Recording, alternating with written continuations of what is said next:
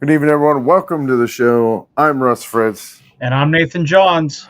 Join us for the ride because right now we start Switching switching grooves. grooves. Let's talk What's up, about. Nathan? Been a little while, huh? Oh yeah, it's been a little bit. I've had a little bit of personal stuff going on, so I'm Yeah, glad to finally I'd be say back. so. Well, it seems like you got that taken care of, and We're getting by. Getting ready for race season next year, obviously. obviously there hasn't been a lot of NASCAR news, anyways. So Yeah, not a whole I lot. mean, hey, there's been more sprint car silly season news than there has been NASCAR lately. So Well, let's put this into perspective. Silly season isn't really on hold for sprint cars. NASCAR, we're still trying to figure out, who's allowed to have a silly season and who isn't. I guess we'll call it. yeah, I would say so. It still makes me laugh. Silly I'm season is sharing just some of the that people silly. we've been watching. Yeah. That's exactly what it is. It's nothing but silly, especially with all the crap going on. Oh yeah. I mean, it is absolutely insane what is going on with NASCAR right now. Yeah, I mean, I'm the big I'm on the fence lawsuit about and some of the changes I've heard. I'm not entirely sure I agree with some of them. We'll start with one of the ones I heard recently that NASCAR's already started on the Gen 8 car. To which I oh my say, goodness, I can't I'm not believe sure that. we really need a Gen 8 car. I think we need to revise the Gen 7 They until it gets to a better racing, I guess we'll call it. they can't even get a handle on the car that they got now. Yeah, it's not great. I I know mean, this is intermediates has gotten way better. Don't get me wrong, they've gotten way wow. better. But short tracks now suck. Road courses, obviously, the car is made for road courses, so it's not great. And obviously, super speedways, they're always exciting. But then again, they aren't as, I guess, exciting as they used to be. I guess You we'll call it. you find super speedways exciting? With all the high tense intensity drama at the end, yes. But of course, who doesn't? You I know, have no idea becoming why, but crunch time. Well, it's becoming crunch time at the end. I mean, you're waiting for the big one. like I mean, the to be fair, last everybody's holding back until the end. So the the first last 10 group laps is is bad. exciting. Yes, that's what I mean. Is you get to 10 to go and they haven't had the big one. You know it's coming. That's what makes them exciting. Everything else, I'm iffy And on. that's when I tune in and I'll fast forward through the whole race until we get the 10 laps to go on a super speedway and then I'll watch it. Yeah, there isn't a whole lot really going on with them. Yeah, but there's reports of the Gen 8 car. We've had reports of, Now now wait a minute. Colossus getting involved with the charter agreements, which I don't think they Let's exist anymore. let's not get off the car yet. Let's discuss where this could go. Like Well, because we have heard that Honda is interested in coming into NASCAR, but only if they go to a vehicle type or a car type that doesn't run a V8 engine. So I mean, what do you think about that? if we are not running V8s or not running gas powered motors, I'd say stay in the other sports. We don't want you here. I hate to say it, but if you're gonna bring a new manufacturer to the sport, they better be willing to play by the rules you already have in play. We shouldn't have to adapt to a new manufacturer coming in to their rules. This is our sport. You don't like our rules? Don't join our sport. It's pretty cut and dry. I mean, we already have problems with we don't know what Chevy's going to bring. They may go to Cadillac. Who knows? It's And if we're that's what going to go to hybrid, I won't watch anymore. You might have to find another co-host because I won't be watching NASCAR. I'll put that out there right now is I will find something else to do to not watch NASCAR because I am highly against this whole hybrid thing. If we're going to go electric cars, it better stay in a different series. I can understand different combinations of fuel where we had the ethanol mix. That one I can understand. But if we're not going combustion engines, we're just going to go to an electric hybrid mixture. You can forget about it. Go to another sport, IndyCar, Formula E, whatever you want to call it. That has no place in NASCAR. I well understand it's trying to go green, but no, there's no hybrid necessary. Well, did you see also they pulled the green ring off of the car's gas cap now, gas fill cap Because it now. used to be it What's was up, Anthony? Thanks for tuning in, bud. I think it was bioethanol, but I don't really know about that one. It used to be like an ethanol fuel thing. I don't know what. Yeah, they just pulled that off. I mean, I don't think it's such a big deal, but it'll be nice not to have to look It'll at that probably anymore. be something. Probably be a different sponsor next year. I wonder if they'll pull it off Maybe of. come back. Heck, 76 maybe come back. Who actually knows? Maybe we'll get Love's Travel I Stock. think 76 went out of business. That's why Sunoco took over Like, anyway.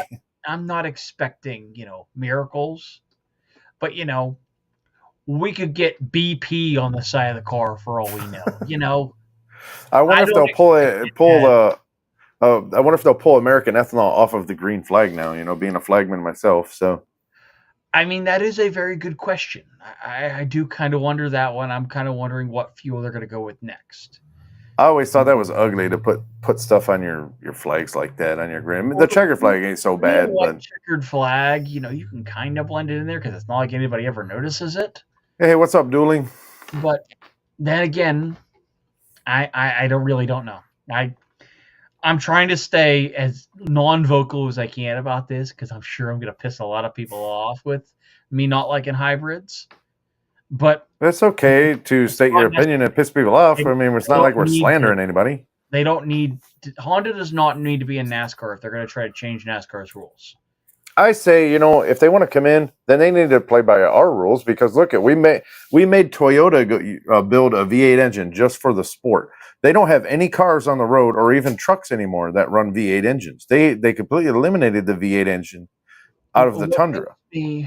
What makes me frustrated is if they are going to go to a V8 engine, which they won't, that means NASCAR is going to have to drop down to a V6, which makes me wonder because there was reports that they're going to try to next gen the Xfinity and Truck Series vehicles. Yeah, I saw that. I don't like that. Lug nuts because it's better racing than the Cup Series. You're going to water down a series that's better than the Cup Series as it is.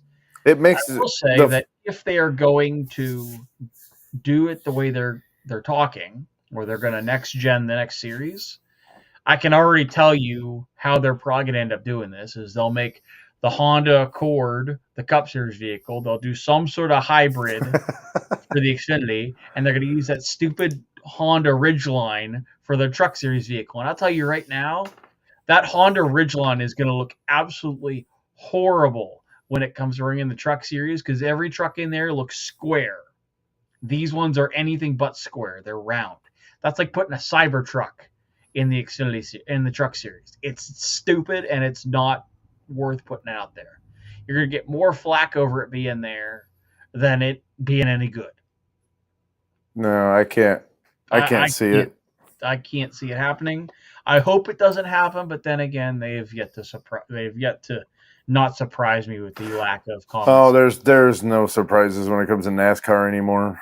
Yeah, I mean, absolutely none. It's definitely interesting. A kind of a crossover between your dirt segment and the NASCAR segment is, now JGR is allowing its drivers to race in dirt now. So Christopher Bell has now entered into the Chili Bowl along with Kyle Larson. So that'll be kind of interesting to see how that I believe Ty Gibbs is too.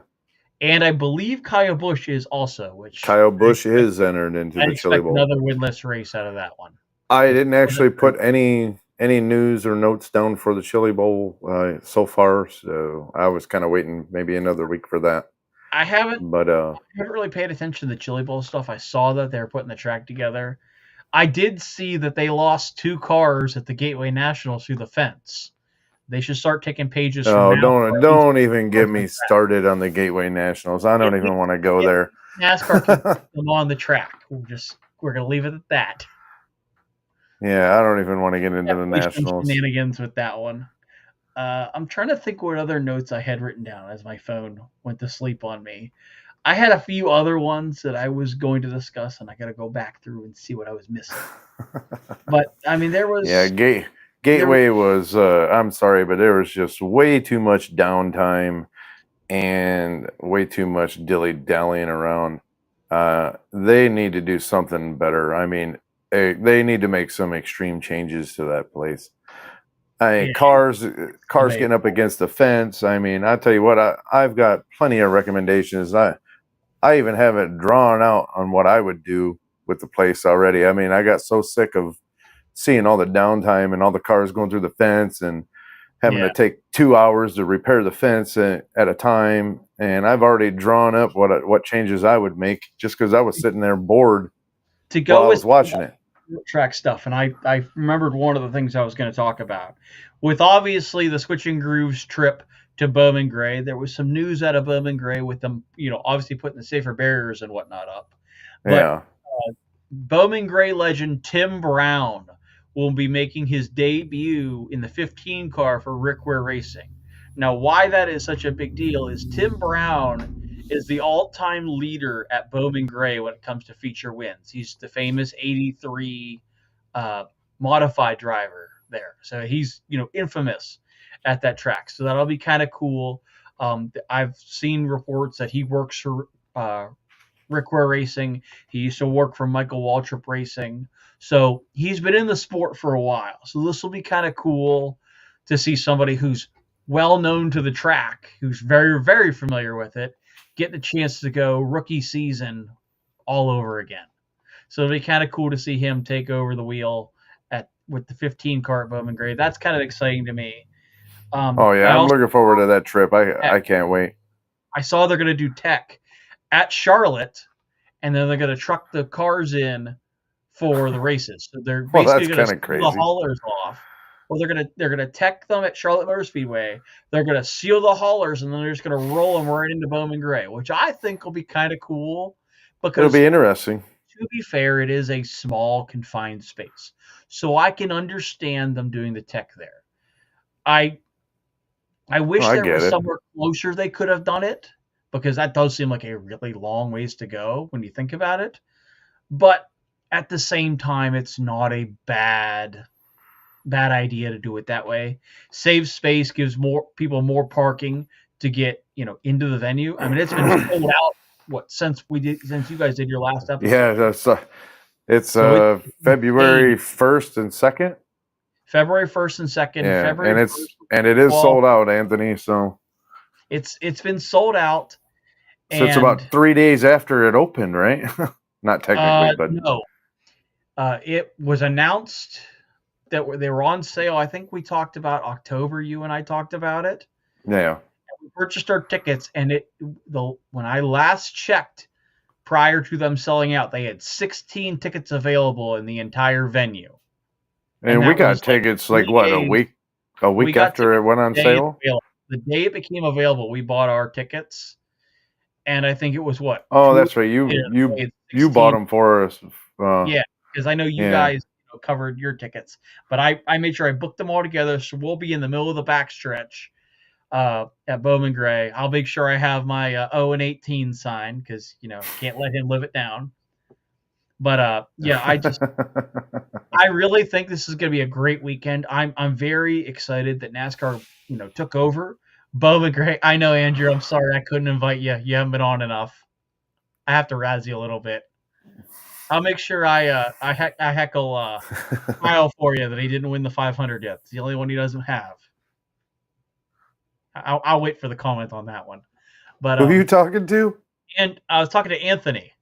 Oh, Anthony. I thought you said Andrew. Oh, wasn't Anthony? I say Andrew's not with us right now. Oh, I thought it was Anthony was the one that was our co-host once. My fault, Anthony. No. That was Andrew who was. My fault, Anthony. My fault. Andrew Andrew can't do it because he lives with his parents, and it's too. I mean, I'm not talking crap about him. It's just we got to get him on here again, because I got to razz him because he choked just like Denny Hamlin did in the playoffs this year. Andrew lives with his mom and dad, and we go on way after they go to bed, and it's too loud for them. You're good. We were getting him in trouble, so. I'm trying to think what else there was. But yeah, Tim Brown is joining. There's reports that the championship race, NASCAR is looking into putting it on a rotating track. I saw that. Yeah, I like that idea. I saw a report from Switching Grooves, or not Switching Grooves, Out of the Groove. I saw a report from them. I'm I'm No, not I sure I agree with his track selection for rating them. I agree with some of them, but some of them no, I do. some of the tracks I don't agree with, but I do like the idea. Yeah, he has a valid point with Bristol not being in a close, I wouldn't say it's close media area, but then again, it's Bristol. That alone will sell it out. You throw the championship race in there, and it may be another Bowman Gray where it sells out in a matter of minutes. I mean, if they're going to run NASCAR or the championship weekend at Bristol, you can bet your bottom dollar that race is going to be an absolute beatdown, knockout brawl. And if you Then thought there, the weekend was bad, where people were beating the stuff out of each other at Martinsville, imagine if they moved Martinsville further up and it's not the playoff cutoff for the championship, and instead the championship comes down to an all-out bump and run brawl at Bristol. I think that will be sick. did you see also they're making qualifying changes? I did see that. I don't know I how much believe it I is. believe they said they're going back to single car rather than group qualifying Yes. or whatever. Well, I didn't like this new format. Qualifying, some of them aren't. You know what I actually liked, and a lot of people didn't like it, but I thought it was kind of neat, was back when they were doing the knockout qualifying. I thought that was kind of neat. It was different for I liked it. The sport was. But at the same time, it led to this massive wait at the end of pit road, clog it up, and the moment that it got down, you were going to try to be the last one to run a time. I didn't like that. That was the only reason I didn't like it, because everybody sat at the end of pit road, and then all of a sudden it was just an all-on scramble to get to the line first. Half the time, they line in time. They could come up with a little bit better way of doing things and a little better format for that, but I did find it kind of interesting. I mean, it was interesting. Don't get me wrong. I do agree with that, but at the same time, I don't like the fact that they all sat at the end of pit road to go. If you're gonna go, wait in your pit stall. Don't clog up the end of pit road. If you're sitting there and you can't get out, then I say if you're gonna pull out from the pit stall. Don't let them sit at the end of pit road. Oh yeah, they should have definitely had to have waited in their pit stall. I mean, honestly, let's go with it. Practice times. Set your pit selection off practice times for qualifying.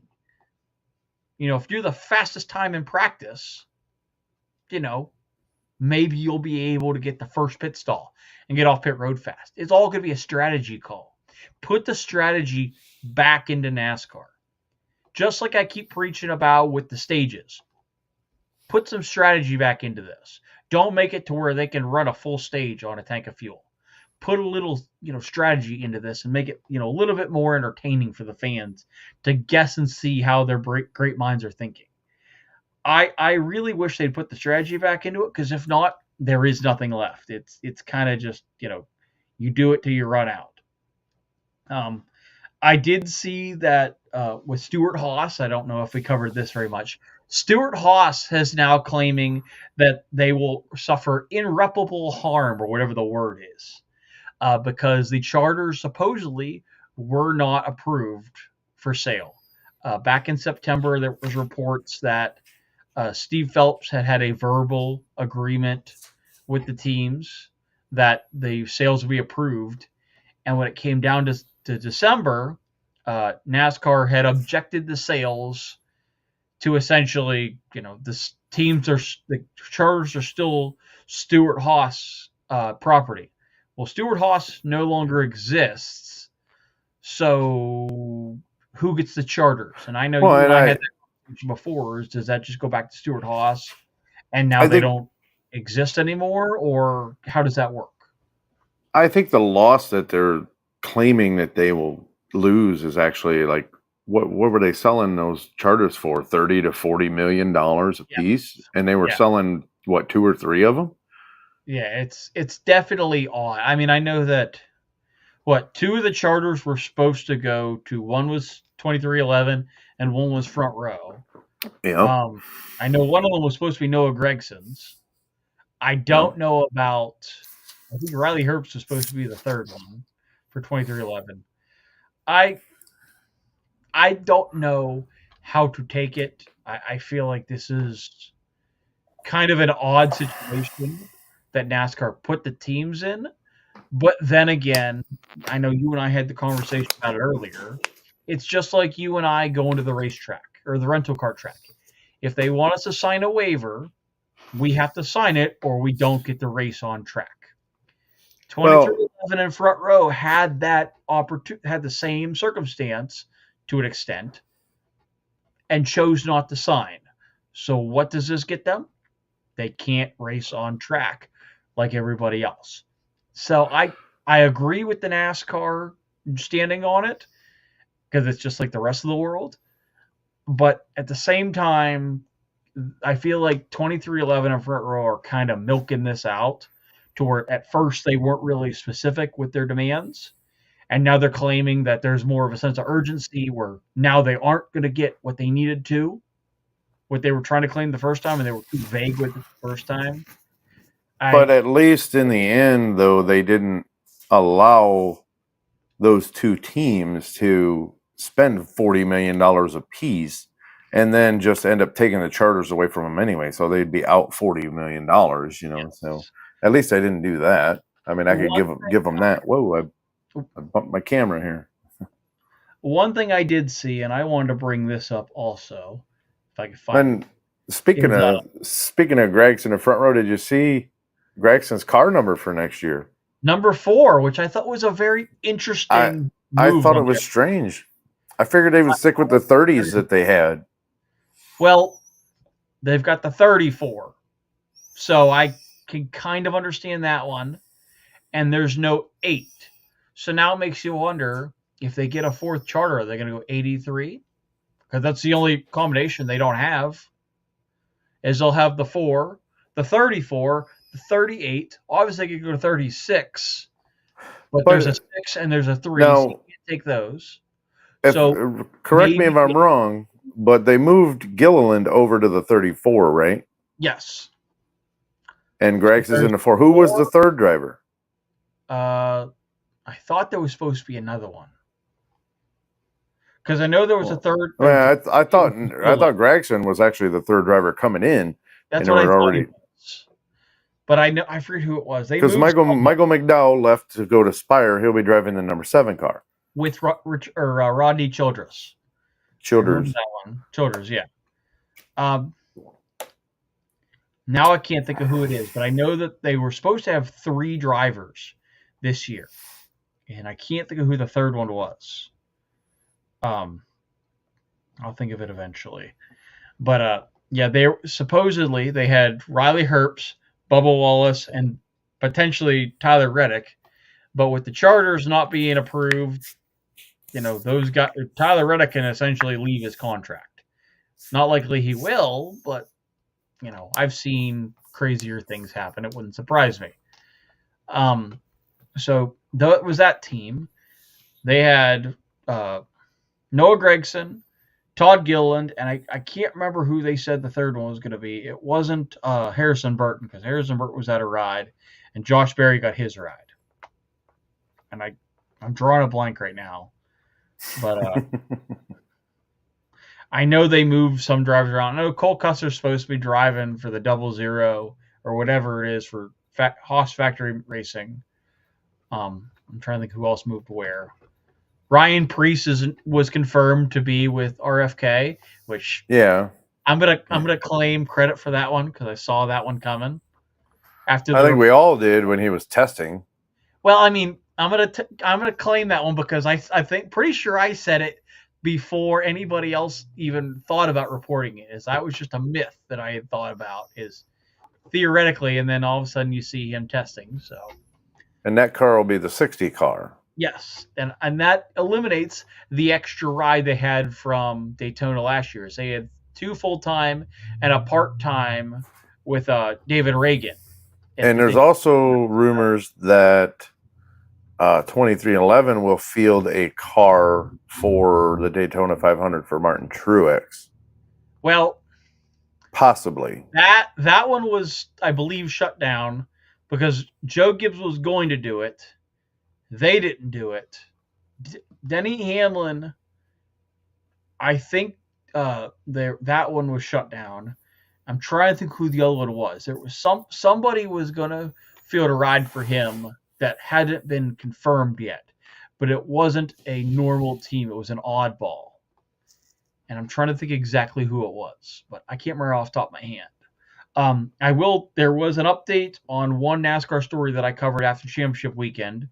Ty Majeski was penalized $12,500 for not showing up to media obligations for championship weekend.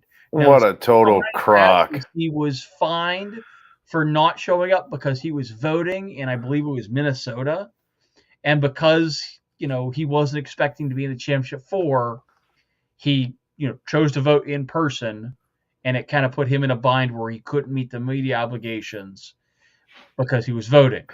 Well, NASCAR first of all, chose to fine him, and then he went to appeal it, and they upheld the penalty.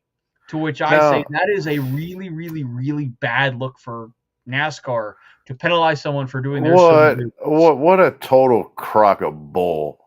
I mean, that first of all, that is just complete and utter crap.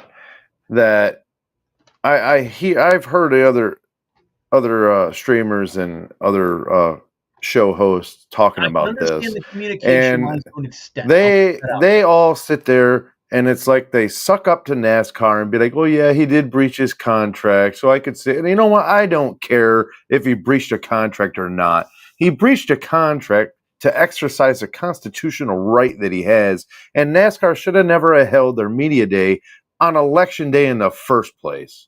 I'm sorry, but shame on NASCAR for that one. I'm not saying that Ty Majeski was in the right altogether for doing that. No, and I'm not either. But NASCAR wasn't in the right to hold it on election day. They knew better than that. They know when election day is. Every year it's the same day.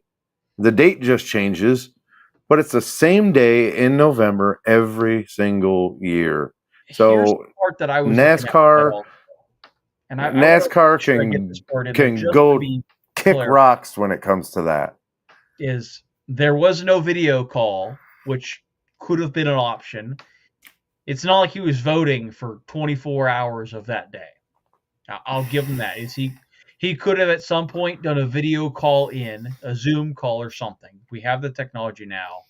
So I can understand to an extent why they penalized him. But at the same time, knowing the circumstances, there should have been a little bit of an exception there. I understand that, then again, somebody may go out in the future and try to find more of a gray area because NASCAR gave in a little.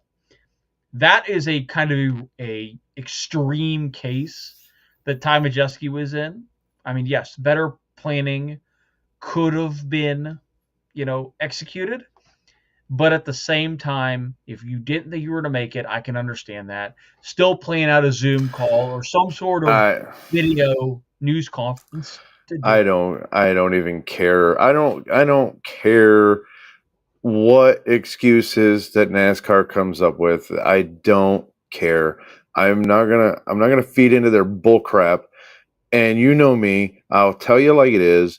I love Eric and Matt and all the other streamers we have out there, but I'm going to tell you what, I don't have any sponsorships on this show to worry about pulling from me by not kissing NASCAR's butt. So I really don't care what they think, and I'm not going to fall in line with all them. Shame on NASCAR. I won't change my mind about it. I don't care what excuses they come up with.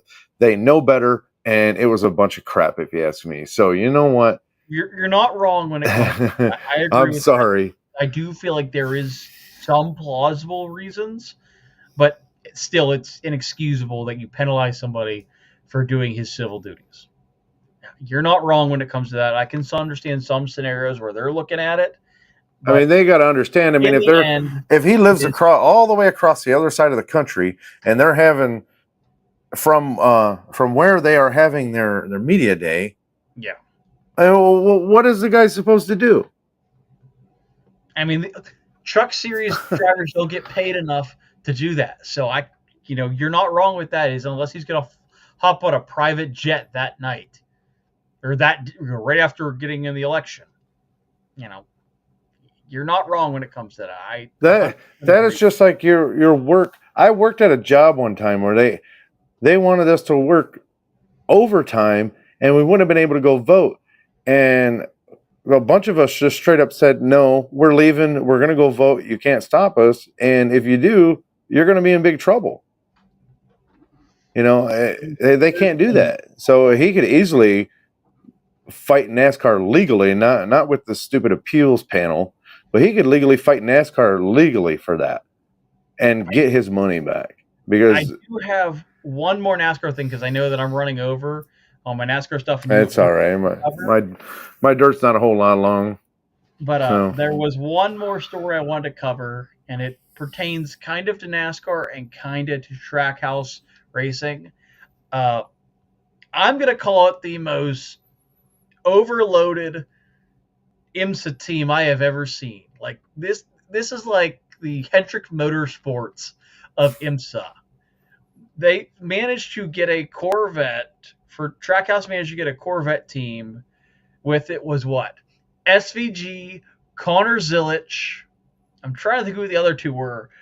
One of them was an IndyCar and someone Keating, I think it was.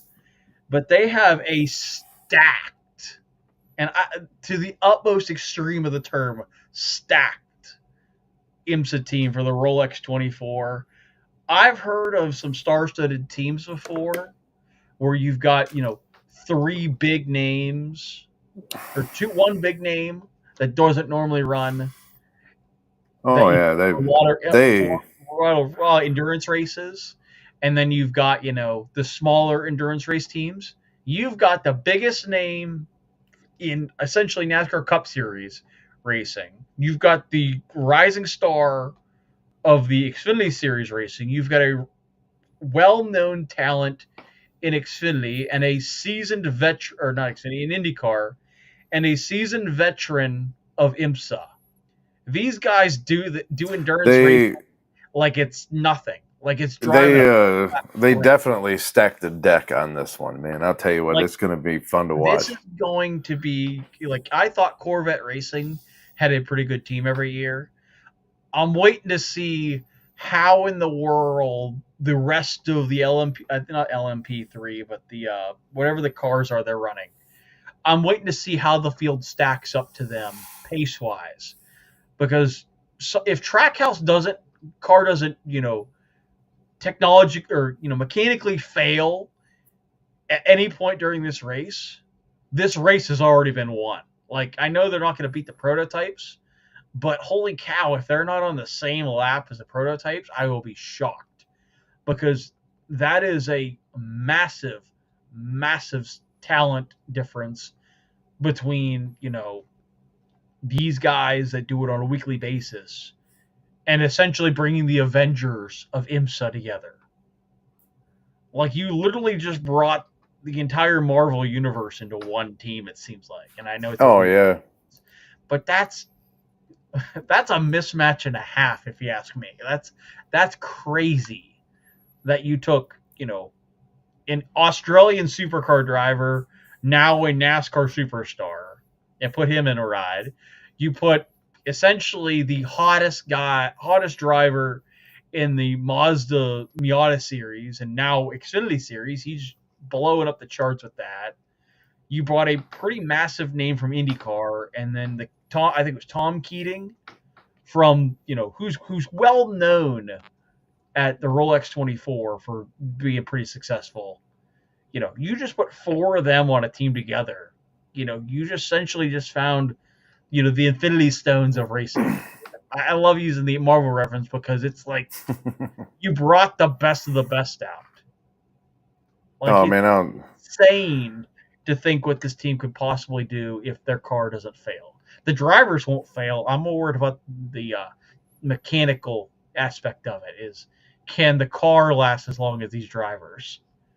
Well, and Is each one of them have their specialty too. Like one was good at night driving, one was good at driving in the weather, one's good at this, and one's. I mean, they all bring something different to the table that the team's going to need throughout the day because it is a 24-hour race. So, and it's not like it's more heavily to one driver than the other. They all have, no, but each driver, this is was the next one. This was well thought and well planned out strategically by Trackhouse. I mean, I'll even vouch for it because I'm not a. I think Gordon driving the Rolex 24 was great. He was not this most skilled driver out there on that team. I will give you that. I'll tell you that right now. I think he was the weakest link on that team. I don't know if. Oh, absolutely. I would have to agree with that one. Trackhouse team. I don't know if there is a weakest link other than maybe the car. I mean, yeah, Jeff Gordon's a great oval racer, great dirt racer, but the man was not a supercar or IMSA style driver. I mean, he just wasn't. Road courses, so I can give him that aspect of it. But out of all the drivers in there, yeah, but a road course in that car compared to a road course in a NASCAR are completely different. He is the least experienced endurance racer out of that. Now, exactly, Jimmy Johnson, endurance-wise, that was quite a feat. Well, Jimmy Johnson came from Baja racing anyway. I don't mean that. I mean body endurance-wise. The fact that Chase Elliott. Well, yeah, that's what I mean. I mean, those guys in Baja racing, they've got to be fit. I mean, if their truck breaks down, they got to get out of that truck and fix it themselves and all that. So I just think it's kind of cool that I feel like it's a bit of a cherry picking event when it comes to Trackhouse entering with the team they entered. I mean, they obviously had to put the car together to do it, but I can't even wrap my head around how stacked they just made that team with one announcement. I mean, insane to me. Oh, yeah, it's going to be fun. And it's not like these cars are like the prototype cars where not everybody drives them. You essentially took a street car and you're going to soup it up and do it more or less. It's just the Corvettes are just a racing version. It's not like you can't find another series that the Corvettes run in and you'd be good in that series. I mean, SVG runs a Chevy. I'm sure he has a Corvette somewhere in his arsenal of his personal garage. Carter Zilisch, he drives that kind of car with, way more power to weight ratio than should be necessary. The Corvette's going to level that out even more. You've got an IndyCar driver who's known for being safe with the car not running into walls. I mean, two of the guys are stock car drivers. They could run over most of the stuff. Oh, maybe that's why they didn't pick Ross Chastain. He likes to ride the wall. I kind of wonder if Ross Chastain were to ever enter the Rolex 24, if the watermelon would last that long. I really wonder if he ever won the Rolex 24, how many watermelons would he be bringing just in case? Because 4 is a lot of watermelons to waste. Yeah, I know. If you don't win. But that would be kind of interesting to bring 4 watermelons. Now, and here's another one for you, and that makes me laugh, is if Trackhouse wins this race, what does Connor Zilisch, the IndyCar driver, and that Keating guy do for the victory celebration? Because obviously we know SVG is going to punt the football into the grandstands or wherever. That was a rugby ball, wasn't it? I think they used a football for one of them, but it might have been. Was it? I don't know. But I mean, I want to see what Zilisch does. I don't think he might have won a race, but I don't remember what he did. But if there are races for Trackhouse is known for having their unique celebrations. Daniel Suarez with the taco. You got Ross Chastain with the watermelon. That brings up a whole nother conversation of how they're going to celebrate if they win their class, which would be hilarious to me to see how they're going to designate that one. Man, I remember back in the day when all the drivers had the same signature move. They all jumped on top of their car and cheered. And then you got Carl Edwards started doing a backflip. And everybody was excited for him doing it because nobody else did anything. And then you got Kyle Larson coming along doing the Ghost Rider, holding the steering wheel out the window. That one was a close second for me, as Carl Edwards doing a backflip was awesome. Oh yeah. Oh, the guy was a gymnast, Larson when he was younger. So Well, he did it on the back of a dirt modified growing up. That itself is kind of cool. I mean, it's higher off the ground than the Cup car, so it was a bit of a challenge. So I think it's kind of cool. hey, I couldn't do a backflip, so But just like you were saying with Carl Edwards doing the backflip and everybody doing the same move, is somebody brought that up about how NASCAR is going to be trying to promote drivers to have their own personalities. I think that I saw that on Matt's post or Matt's episode he did recently. well how then they're gonna why don't they promote- just let them go at it then? I mean, and that's what I was every time they try to have their own personality, they slap them with a fine or exactly. slap them with a penalty. Like, come We used on. to have Kyle Larson doing the ghost burnout. You had Kyle Busch doing the bow. Carl Edwards did the backflip. Tony Stewart climbed the fence. And Brad Keselowski with the American flag. We have to have heroes and we have to have villains in NASCAR. We have to have both. Like back in Dale Earnhardt's day. Okay, some people considered him a hero, but some people considered him a villain. And we need guys like that. We need the sport to get back to that. What's going on, Kevin? But we need to have. I forget how they said it. They were going to do some sort of incentive for drivers to promote the sport. Thought you were fining them for promoting the sport.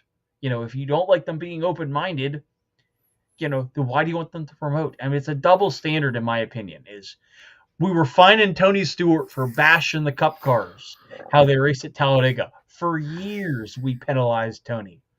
So now everybody's scared to speak their mind. Remember when he was bashing Goodyear tires that one day?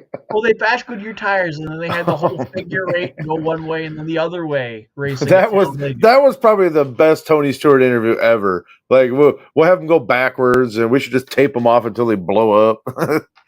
Dude, that is the best Tony Stewart interview ever. Yeah, I don't know. It's definitely. I feel like it's definitely mixed emotions on my end. Is you want them to promote your sport. Find them for anything negative they say.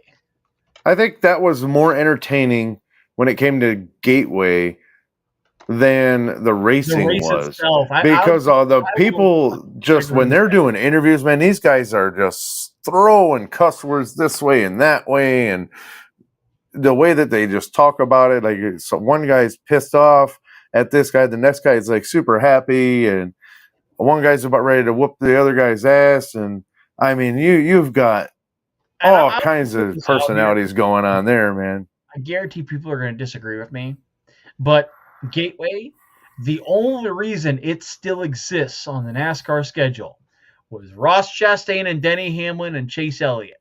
That was year one. And then we have, Ryan Blaney running out of gas, coming to the white flag, and Austin Cindric wins the race. We had two exciting moments in 2 years. The racing really has not been that good at Gateway. It's too small and too narrow. It's not even that it's too small. It's too long and the track is too narrow. I mean, the corners are, too long. It's only a fifth of a mile. Hell, that's small, dude. A mile, I thought was bigger than that. No, it's only a fifth mile racetrack, dude. That's considered a go-kart track, basically. I didn't know that. I thought Gateway was way bigger than that. Yeah, dude. We used to race go-karts on a 5th mile track. No, I don't mean the Dirt Gateway Nationals. I meant that's what I'm talking about. I meant St. Louis. Or not St. Louis. The Worldwide Technology Center. The only reason that track exists is because, the Ross Chastain and Denny Hamlin and Chase Elliott incident. That's the only reason it exists there. And then last year we had, Ryan Blaney running out of gas and Cindric wins the race. That track really isn't that good of racing. It really isn't. It sucks. I mean, yes, the pyrotechnics on the back stretch. Woo, big explosion and fire. We're not in Hollywood. Yeah, I hate to break it to you, but that race sucks every year. It's really not that good. It's about as bad as Chicagoland. Not that. I honestly feel like Chicagoland was good at the end, but it wasn't good any other time. I So didn't I like will. that racetrack anyway. Chicagoland did have, if you really think about it, it really wasn't that great. It had some exciting moments, but exciting to boring racing did kind of err on the side of boring. I will give you that. The only I'm reason BYU's curious. on the schedule is because of those two events, since there really wasn't much good for them. And also, To we be got honest, Spencer Gallagher beating the crap out of what's his face. I am curious to see what the verdict is going to be on the Chicago street race next year. We haven't heard much about it because remember, after it happened this year, where they were talking about the mayor, whoever in charge of Chicago, was talking about doing away with it because this is an option year. Honestly, I want them to run it this year. The only reason I really want them to run it this year is because I really want to be able to try it in the NASCAR games, just because I want to see how it works out with that. With iRacing taking over the new NASCAR games, I kind of want to be able to race that. I think that'll be fun to do on Xbox and PlayStation and whatnot. If they don't get a dry year this year, I really don't think the event is going to happen again. Is we really did not have a great, I wouldn't say exceptional race the last 2 years. It rained the first year, it rained the second year. If we can't get a dry surface or a dry weekend to do it, I don't know if the event will last. I mean, yes, it is in Chicago. It is right in NBC's territory. Maybe move the event to where it's not, raining that weekend. Is the last 2 years they had it on July 4th weekend, and it ended up getting rained out. So I'm not sure how that's going to work. I'm really hoping that it's dry this year because I really want to see them have a good race on a dry surface where we're actually getting the full extent out of the cars. But then again, we haven't been so fortunate last few times. But I know So, what I'm excited about some of the racing anyway, playoffs. I'm not. I hate the schedule. speaking of schedules, I got one to talk about. Ooh, let's hear it. And I don't have it pulled up, but Well, I know I could. didn't they I could. release High Limit Australian Tour drivers? They released some of them. Those don't come out or those don't happen until after Christmas. So I know they haven't had said much Italy about now. those. But there is a High Limit International that will be taking place at Perth Motorplex in Australia. Yes. Yeah, they had what? I'm just trying to pull up the other schedule real quick. I forgot all about it. Let me see if I can find it because I know that I saw something about the High Limit Sprint Car Series. They had some drivers going. The High Limits International Perth. Yeah. They have try to get it up. They got Rico, Corey Eliason, Matt Jewell, So okay. Kyle Larson, Macedo's going, Brock Zierfoss, Justin Whitehall, Brad Sweet, Justin Gio Whittle. Scelzi, and Cole Macedo are going. Mm-hmm. That's the ones I saw. All right, I'm going to move on to the dirt news that I have. It's more sprint car news. I don't cover dirt track racing as a whole. There's so many of those. I try to cover just sprint cars. Hang on a minute. I'm there. I got my mouse on the wrong display here. So.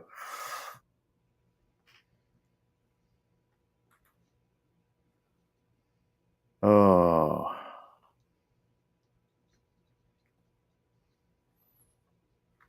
All right. Pull up my notes. There they are. It's being a little slow tonight. So after the World Finals, the World Racing Group, the World of Outlaws, actually issued a quiet penalty concerning significant violation in sprint car racing, along with a fine.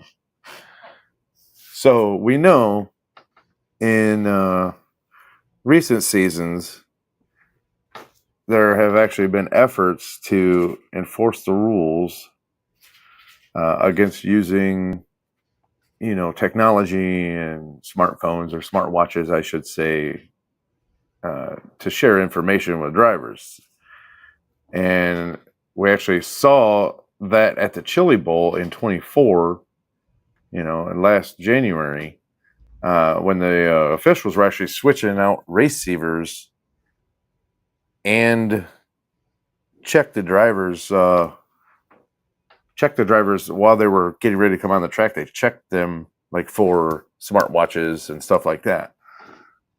So fans watched it unfold live on Flow Racing last year, and as the officials actually inspected each car right before the main event. So there have also been attempts to limit the use of smartwatches, particularly during special late model events at Eldora, where signaling crew members has been restricted. Or signaling by crew members, excuse me. Read your watch while you're driving. That's funny. The recent violation actually involves sprint cars, and the regulations are strict about what crews and drivers can actually do.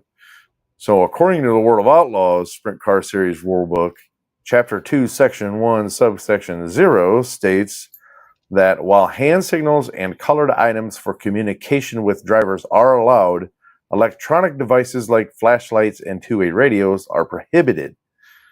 A crew member from the Brian Brown team actually violated this rule by using a laser pointer to communicate with Brown while he was on the track during Friday night's feature. Oh boy. So I'm actually kind of curious, like, flashing the laser. How that was working for him, like, and how the hell he was communicating anything with him in the first place. I mean, I guess it could be like when they have the two sticks, and or just use your hands. I mean, my crew chief used to use his hands to signal me. You could do a timing where you pick a spot on the track and you hold it until that person until the next car comes and telling you the gap. But still, I don't really understand that one. It gives you the gap. I'm kind of curious though. I mean, that's like holding a flashlight where you hold it until the moment they go, and you hold it so you know the gap. But a laser pointer is a little bit of a fine thing, and it would also hurt a little more. It'd be more distracting than I think a flashlight. So that is a very curious topic. Yeah, it makes me wonder. Ethan McDermott was a crew member behind all of this, and when he was confronted by the Outlaws tech director, he actually admitted to using the laser pointer for signaling. So as a result of that, Brian Brown's team actually received a $300 fine. So I'm curious on that one. I might have to find a little more detail on that, because now I'm curious. I couldn't find a whole lot. I mean, just a couple of. We need our Switching Grooves Nation to go find Ethan so we can figure out how he did this, because now I'm curious. And that's an odd one. So this one is interesting. I'm excited for this one. So the schedule for the 2025 Ohio Sprint Speed Week has been announced, featuring a return to Eldora Speedway. Ooh. That's exciting. Not as exciting as Fremont? Well, that was a half of a mile. Fremont's like 3/8. No, but still, it's their first trip to Fremont, I thought, isn't it? What's that? Isn't it their first trip to Fremont? Oh, no, that's Speedway. Never mind. I have the wrong one. No, I don't know what you're getting at. I had the wrong series. So Eldora will actually be part of a new 9-race series taking place from June 13th to June 21st this year.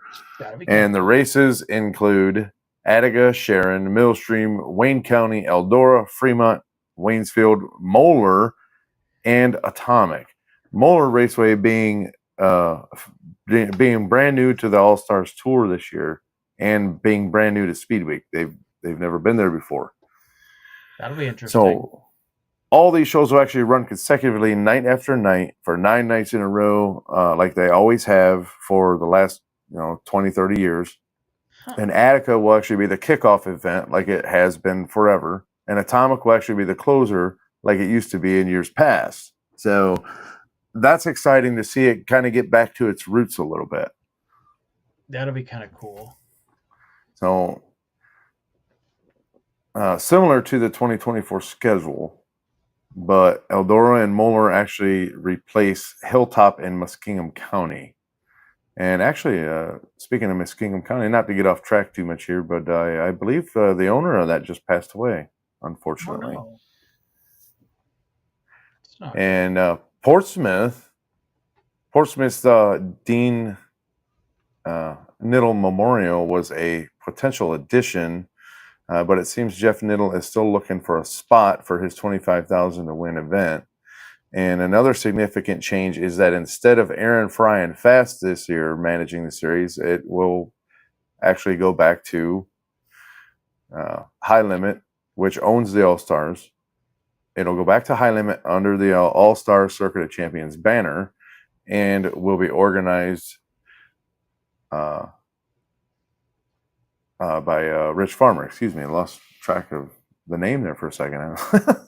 But it'll actually be ran by Rich Farmer, who is actually going to be promoting the All-Stars through the whole season. So with the involvement of High Limit, all the races will actually be streamed on Flow Racing, unlike 2024 where races were split between Flow and Dirt Vision. So cool. Next year, all the events will be available on Flow.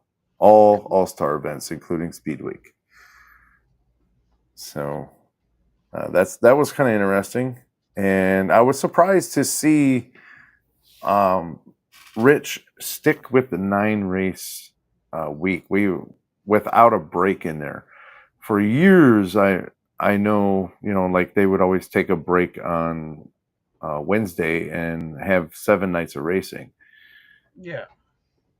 And they would start, Friday and go to the next Friday or Saturday with a day off on Wednesday through the week. I was surprised to see Rich stick with the 9-race streak that Aaron Fry brought in last year, or this year, if you want to call it that. So interesting. I'm excited to see it. I definitely would like to see Moeller Raceway. It's something that I've heard a lot about, but I've never been there before. So I will possibly taking some days off of work to go down and see that. I have one question for us, and this will be kind of a interactive question for our fans and whatnot. But Russ, I want to know your favorite. What are your favorite events that you're looking forward to this year? I want to know at least one dirt race and one NASCAR race that you're excited for this season, the 2025 season. Oh, NASCAR, definitely Bowman Gray. I mean, Me too. I've always wanted to go there, but now that it's actually NASCAR, it's going to be fun. So, dirt racing, I tell you, I look forward to. Do you have one in particular really excited for? I look forward to the Brad Doty Classic every year, but I can't say. I mean, I've been there so many times. I want to try to hit something that I have never hit before, a big event. I would actually like to go out. The High Limit. I would actually like to go out, and this one is not sanctioned by either one. At least I don't believe. But I would actually like to go out to the Knoxville Nationals. I mean, I feel like that would be fun also. I've heard that that's good. I've heard that it's a great time, and it's nothing but good, hard racing. I mean, the track's usually fast, and they're usually in great shape. I mean, the Knoxville crew actually knows how to prep their racetrack, and they know exactly what it can do. So I would love to go see that. I mean, I've been to Eldora, and it's not a place that I would go constantly. I'm not knocking Eldora. It's an awesome racetrack, an awesome facility, but it's just so big that not a whole lot of action going on throughout the race. So, I mean, you have races that are exciting, and you have, I would say 90% of them are not really super exciting. the only exciting part about it is how fast that they're going. I mean, those guys are going 150 mile an hour or more. So I can understand that one. Um, Obviously Bowman Gray is going to be my top list for NASCAR. When it comes to dirt, there's a few of them that I want to I want to go to. I don't know if I'm going to go to, but one on my list would be the Gateway Nationals. I would love to be able to go to the Gateway Nationals this fall. It's very possible somebody I know is going to be going to race it. I'm really hoping that they do go, so maybe I'll get a chance to go crew. I would love to be able to do it. If that doesn't happen, I really, and I hate saying it because I'm a dirt fan, but I've never been to Eldora for a late model or a sprint car event. So I feel like that would be kind of fun. I've heard that it's an absolute party at Eldora when it comes to late model and sprint car events. I've been there for the Truck Series race, but I've never actually been there for an actual dirt car event. So I feel like that'd be kind of fun to go to. Uh, you know, I'm kind of yeah. excited for Fremont from the High Limits come because I know how big that is when they're out there. But at the same time, I want to hit some of the tracks that I haven't been to yet. Andrew, There's so many good ones out there. speaking, I remember we were speaking about Andrew earlier before he actually came on. And he said Gateway's a blast. So Hey, uh, Andrew, I have to rag on you a little bit. I hate to say it, but Denny's not looking much better than Kyle Larson in this past playoff session. They're looking about the same. At least one of them has a championship, but come on, they look the same. They had about the same stats. They both choked away a championship this year. anyway, I'm going to move on to silly season. All right, I had to Uh, kind of harp on it a little. TKS Motorsports has hired Corey Eliason for the 2025 season for the the 2KS car, and they plan to race selectively next year. Being picking and choosing where they want to go and what races they want to hit. So they're not going to run full time with any specific series or track, and that's likely going to start with the Outlaws in March, and that will probably be down south at the Dirt Car Nationals. So Eliason actually participated in the World Finals with TKS and finished 19th on both Thursday and Friday and 12th on Saturday. So he's joining TKS after leaving Ridge and Sons number 8 car at the end of the high limit season this year, because Ridge is actually shutting down the 8 to focus on Aaron Reitzel for 2025 with high limit. So 2024, Eliason finished 10th in the high limit standings and achieved 6 top 5 finishes and 21 top 10 finishes with 51 races under his belt. He secured a local 410 win at BAPS in March and a prelim victory at Trophy Cup in October. Next, Chris Windom is actually no longer with the Vermeer 55 after being with the team for an entire season. And the 55 raced full-time with Chris Windom in the High Limit Series last season, 2024, and he ended up with a season final of 15th in points. So not a great run there for Windom. He didn't really have that great of a run with lane racing after Cap Henry left. So, and I hope things get better for him. But with the equipment he's been provided by the last 2 teams he's been with, maybe he just isn't meant for the wings. A hell of a job in the non-wing cars, but he actually managed just 3 top 5 finishes and 10 top 10s in 41 starts. This was Windham's third year raced full time in a wing sprint car after a successful run in a non-wing sprint car and also in midgets. And he's actually still seeking his first 410 winged win. Windham will take his NOS energy drink sponsorship with him to Jason Sides 7S car in 2025, and he will compete for Rookie of the Year honors in the World of Outlaws. So, and speaking of the Vermeer 55, the team actually announced that Hunter Schoenberg will actually return to the team since leaving in 2023. Schoenberg actually has actually raced about, 12, 14 different cars, 15. I was gonna say, that name feels like it's bounced around a lot. He actually found success winning 3 POWRi 410 races at Lake Ozark in 2024 and actually a Fast Series race at Paragon. And now he is back with Tony Vermeer and crew chief Clinton Boyles. And a schedule for them has not actually been released yet, but there are actually hints that this team may actually scale back from high limit and focus more on regional. And I could see that they would probably go all-star and maybe pick and choose between all-star and fast. I don't know. Yeah. But I could definitely see them scaling back a little bit and focusing more on a regional series with Hunter. Great driver. I actually reached out to Hunter a couple of times. I called him and texted him and tried to get an interview with him on our show, but I haven't heard anything back yet. So, but I'll keep trying. We gotta get some more interviews scheduled. We gotta get some more of these drivers in here to join us. I actually have a series owner in the works to come on. Special guest, I think you talked about. I have a few guys. I'm not gonna announce who it is until I set it up with him and when it will be.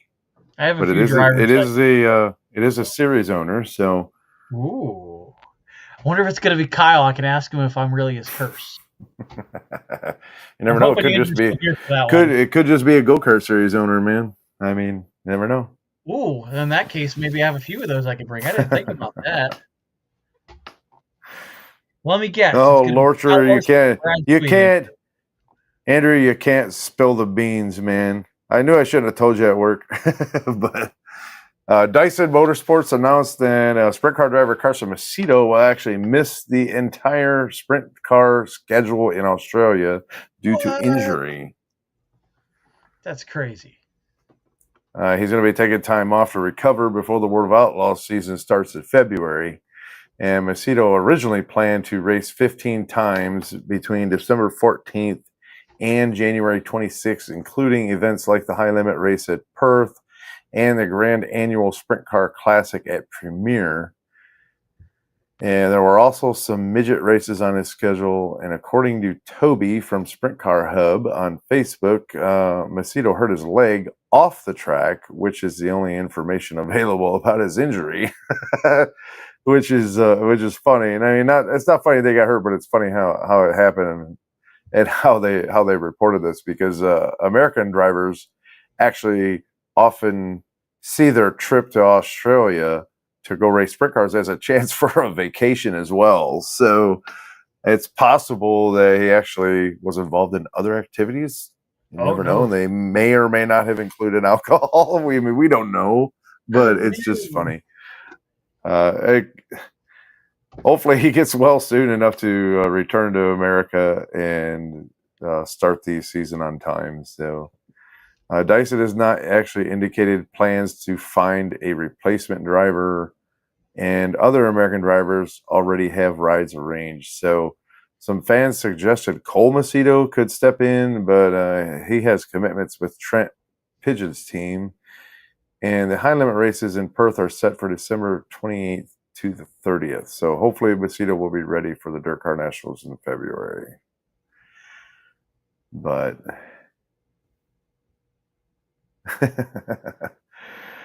but that is all I have. So I was trying to see if I could find. I did see one news article somewhere, and I'm seeing if I could find it. There was something about high limit. And that's why. And going back to Kevin's comment, Kevin was actually saying something about the Chili Bowl. I haven't done any reporting on the Chili Bowl as of yet because shootout too. Because it's, we're 2 or 3 weeks away from it yet. So I haven't done any reporting on that. That'll probably be content for the next show or next week. And hey, you never know. Maybe we'll do a Christmas episode. I know that the story behind Kevin being big into the Tulsa shootout is that's usually the big 600 sprint car thing, and I know that he's big into that. I don't know if the guy that he knows is going this year, but he has had a guy go that has the CHD logo on his car every year. So I forget the guy's Andrew, name. I am cheering that guy on. Andrew, what are you saying you're going to do? But I definitely want to get a few guys on. I know that you've got your series promoter that you want to come on the show. I know that I've got a few guys I want to bring in also. I've reached out to a few people and they've declined. And and I totally understand. I've reached out to Rich Farmer to try to get an interview with him since he's been on the other local podcast, and he was on Sprint Car Hub. Or Sprint Car Unlimited, I should say. I'm sorry, excuse me. With Jeremy. Yeah. But he declined to come on our show, and that's that. So, have you had a chance to talk to the guy that was running the series that I had brought to your attention? I don't know if you've had a chance to talk to him yet. If not, I'll see if I can get hold of him. What series was that? The series that we were promoting out of New York. I know that there was a series. I have not. So I'll see if I can get him in contact with you this week and see if we can get an interview with him, or at least one of the guys to help talk about the series a little. If there's anybody you'd actually like to see, let us know in the comments below. So, we'll do everything we can to try to get guys on the show. And I'm still working on a couple of drivers. I do have to contact some people that have contacted us when we actually posted about drivers contacting us. So I just haven't done that yet because we were waiting for the entire sprint car season to end. So and we posted that. I don't know if Kevin's still watching, but I know that we need to get an interview with with at least your kids to see if we can get an interview with them, since supposedly they were going to race this season. We haven't had any interviews in a while. I would love to have the girls jump on for an episode, do an interview, or at least somebody. And before we go, I'm going to give a shout out to the former co-host of the show with me, Richard Dooling. He actually has taken control of BWN once again, and he will be at the Rumble in Fort Wayne doing some live videos and interviews possibly, but he cannot actually broadcast any of the racing because there are media rights to that. So if you're out in Fort Wayne at the Rumble, find Richard, give him a holler, tell him what's up. He hasn't been around in a while, so he'll be happy to see all of you again. And if any of you guys who are watching or will be at the Bowman Gray Clash, let us know. We would love to come say hi to you guys. We'll sign your shirts or something. I know we had those kids from Australia from the Firecracker that we were fans of. Oh, yeah, so absolutely. If there's anybody out there who's going to be at Bowman Gray, let us know. We'd love to get you on an episode just to say hi, bring you in just to say hi, and, show we have fans all over the world. And don't hesitate to send us a fan mail at switchinggrooves@gmail.com. That's switching without a G at the end. So it's just switchinggrooves@gmail.com. Send us fan mail. If you have any requests, send us to them there. You can also shoot us a message, and any autograph requests, hey, we will fulfill them. So we have no problem doing that. So we got to get a fan mail Q&A where they ask us questions and we can answer them. I feel like that'd be awesome. Well, that's what the live shows are actually for. But I mean, just like a random episode where it's been a slow week. I would love to have some fans ask us personalized questions, about our NASCAR knowledge, or even quiz us. I feel like that will be fun. We'd love to get some fan interaction. Who's the worst NASCAR driver in history? Ooh, it's got to be that JD, or what is it? Not JD. J.W. Wright, because he wasn't one. I figured you were going to say Hamlin. That's why I said that. But anyway, Nathan, we are actually out of time. So, oh no. Yeah, it's time to go, bud. So, all right. Well, with Switching Grooves, I'm Nathan Johns. And I'm Russ Fred saying race hard. Stay safe. And we'll see you there. Good night, everybody. Good night, everybody.